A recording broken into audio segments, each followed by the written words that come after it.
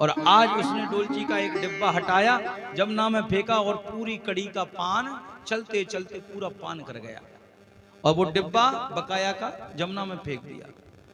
भगवान दूर से देख रहे थे, वाह, यानी तुमने मेरे बिना प्रसाद लगाए अपने कप खाली, लेकिन मैं भी अपनी जिद पर आ रहा हूं कि मैं हर जो कोई भी मेरा मित्र है, जो कोई मेरा सखा है, उसके हर करके कुछ ना कुछ पान करूंगा।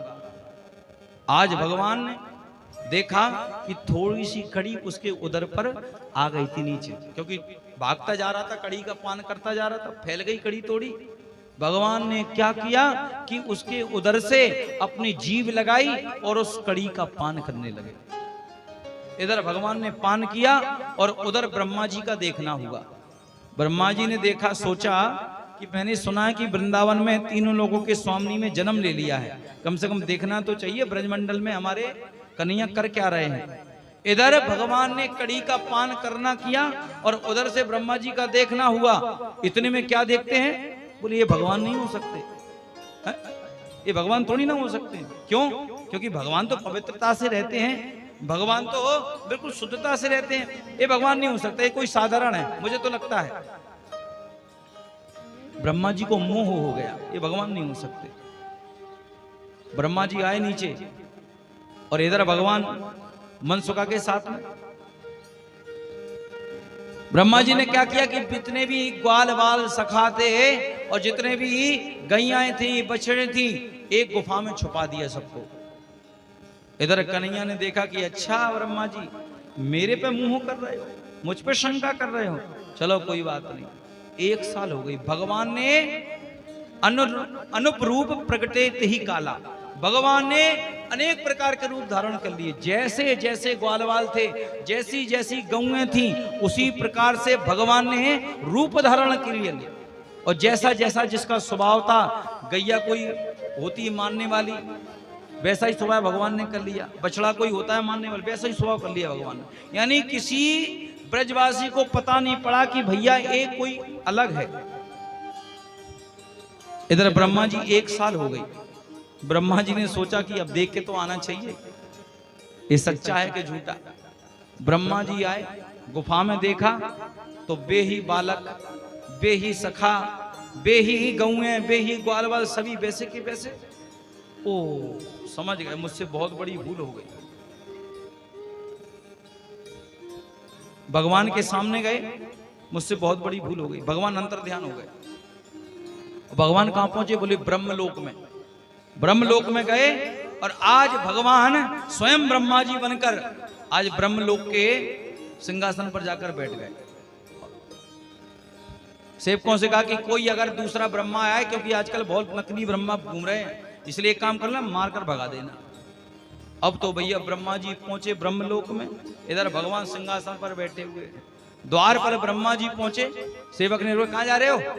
बोले मुझसे, अरे मैं तुम्हारा स्वामी हूं। काय के स्वामी?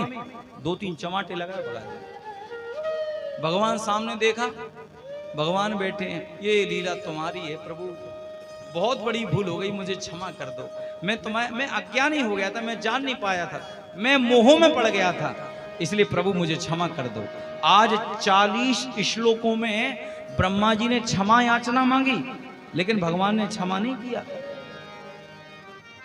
नो मिड्यते ब्रवपुसे तडिदं विराय, गुंजा पतन सपरिपिक्षल सन्मुखाय, वन्य सृजे कबल वेत्र विशाल वेणु, लक्ष्मण श्रिये मृदुपदे पशुपांग जाय। कर जोरे ब्रह्मा खड़े, सुनो नंद के लाल, देहो ब्रह्म पद किसी और को, हमें करो ब्रजग्वाल। हे प्रभु मुझसे बहुत बड़ी भूल हो गई, और अगर आप चाहो तो मुझे अपने ब्रज का ग्वालवाल बना लो, मुझे ब्रह्मा जी का पद नहीं चाहिए, मुझसे बहुत बड़ी भूल हो गई। इस प्रकार की क्षमा याचना की। भगवान वहां से अंतर ध्यान हो गए और यमुना के किनारे आते हैं, कदम वृक्ष के नीचे बड़ी सुंदर बांसुरी बजाने लग जाते हैं, लेकिन ब्रह्मा जी को माफ नहीं किया, क्योंकि ब्रज गोपाल को अगर कोई भगवान से अलग कर दे तो वो भगवान माफ नहीं करते हैं। आज ब्रह्मा जी को माफ नहीं किया। और इसके बाद प्रेम से भगवान ने कालिया के नाक को नाथा। कैसे नाथा? एक बार की बात, गर्दबासुर का जो राक्षस कंस ने भेजा, बलराम ने देखा कि बड़ा बलशाली है, कन्हैया से कहा कि तुमने बहुत राक्षसों को मारा है, इसको मैं मारूंगा। गर्दबासुर गधे का रूप बनाकर आया था। बलराम ने उसके दोनों पैरों को पकड़ा और ऐसे चक्कर लगाया और धड़ाम से धरती पर फेंक दिया। अब तो कन्हैया और आदि ग्वालवाल जय जयकार करने लगे, जय हो बलराम भैया की जय हो, बलराम भैया की जय हो। बोले अब बलराम भैया फूल गए। जैसे ही घर में गए, यशोदा मैया से कहा आज बलराम भैया ने बहुत बड़ा काम किया। रोड़ी मैया से कहा बहुत बड़ा काम। क्या काम किया? बोले गधे को मार दिया एक। बलराम भैया को बड़ा दुख हुआ कि बताओ मैंने राक्षस को मारा, इन्होंने कहा गधे को मारा। गुस्सा हो गए, जाओ कन्हैया आज के बाद तुम्हारे साथ में नहीं जाऊंगा मैं, तो मेरी हंसी उड़ाते हो। भगवान तो यही चाहते थे कि कल तुम मेरे साथ में नहीं जाओ बस। बोले क्यों? तो मैं कालिया का नंदन करना है, अगर कहीं तुम गए तो तुम उसको बचा लोगे, क्योंकि तुम्हारा ही तो रूप है वो और तुम्हारी जाति का है, तुम्हें दया आ जाएगी, इसलिए हम उसका कुछ कर नहीं पाएंगे। इसलिए ये लीला की भगवान ने। सुबह जब हुई, बलराम जी रूठे हुए थे, ग्वालवाल आ गए, कन्हैया चलो। बोले आज नहीं जाएंगे गैया चराने। क्यों नहीं जाओगे? बोले आज छुट्टी कर लो। बोले तो घर पे हम पड़े पड़े करेंगे क्या? बोले एक काम करेंगे, यमुना के किनारे चलो और वहां पर प्रेम से खेल खेलेंगे। ठीक है चलो भैया। अब जो मनसुखा था अपनी गेंद ले गया, बल्ला ले गया, इस प्रकार के इत्यादि सब सामान ले गए। अब भैया काय का खेल खेलें बताओ? बोले एक काम करो, एक सबसे पहले खेल खेलो। बोले क्या? बोले दो मंडली बना लो। ठीक है। बोले एक मंडली क्या करेगी? एक मंडली रसगुल्ला फेंकेगी और दूसरी मंडली बोले पत्थर फेंकेगी। बोले ये कोई खेल थोड़ी ना होता है? एक रसगुल्ला फेंकी, एक पत्थर फेंकी। नहीं और कुछ बताओ। और वो तो गेंद बल्ला का खेल खेल लो।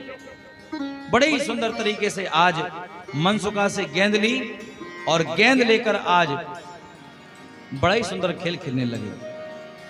मारी टोल गेंद गई दह में।